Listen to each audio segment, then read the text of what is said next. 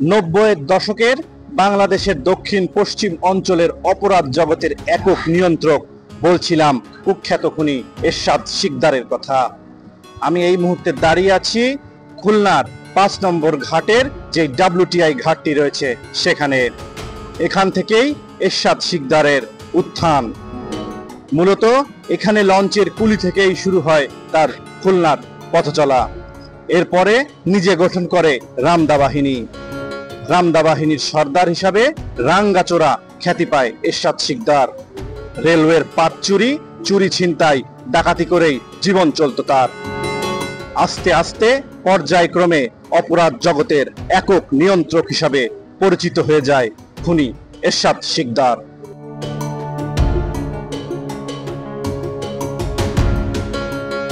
দক্ষিণ পশ্চিম অঞ্চলের অপরাধ জগতের একক নিয়ন্ত্রক এরশাদ শিকদারের কথা যতই শোনা যায় ততই সৃষ্টি হয় কৌতূহলের। এরশাদ শিকদারকে ঘিরে যেন কৌতূহলের শেষ নেই।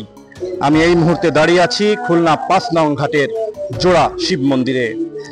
90-এর দশকে এই জোড়া শিব মন্দিরকে ঘিরে ছিল অনেক রহস্য। কালের পরিবর্তনে রহস্যগুলো উন্মোচিত হয়েছে।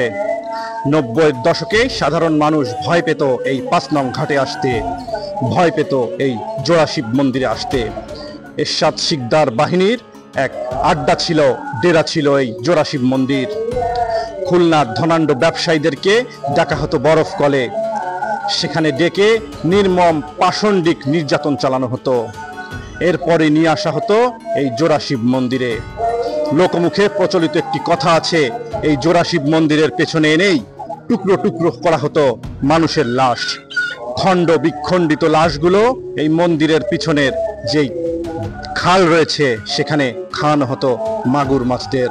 কালের পরিবর্তনে আজ সবকিছুই হয়ে উঠেছে কাল্পনিক। কুখ্যাত খুনি এরশাদ শিকদারের ভয়াবহতা যখন বিভিন্ন মিডিয়ার মাধ্যমে সামনে উঠে আসতে শুরু করে, তখন 2000 সালের দিক থেকে খুলনার আইন শৃঙ্খলা বাহিনী কঠোর নজরদারি শুরু করে এরশাদ শিকদারের সকল কর্মকাণ্ডের উপর। এরই ধারাবাহিকতায় 2013 সালে আইন শৃঙ্খলা বাহিনীর জালে আটকে পড়ে এই রাঘব বোয়াল।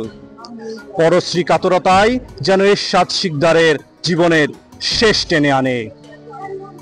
যখন 2013 সালে আদালতে তার বিরুদ্ধে করা সকল অভিযোগের কোনো প্রমাণ পাওয়া যাচ্ছিল না, তখনই তার ডান হাত খ্যাত নূরে আলম সামনে আসে তার বিরুদ্ধে সাক্ষী দিতে। নূরে আলমের এই বিশ্বাসঘাতকতা এরশাদ শিকদার যখন মেনে নিতে পারছিল না, তখনই এই বিশ্বাসঘাতকতার রহস্য উন্মোচিত হয়।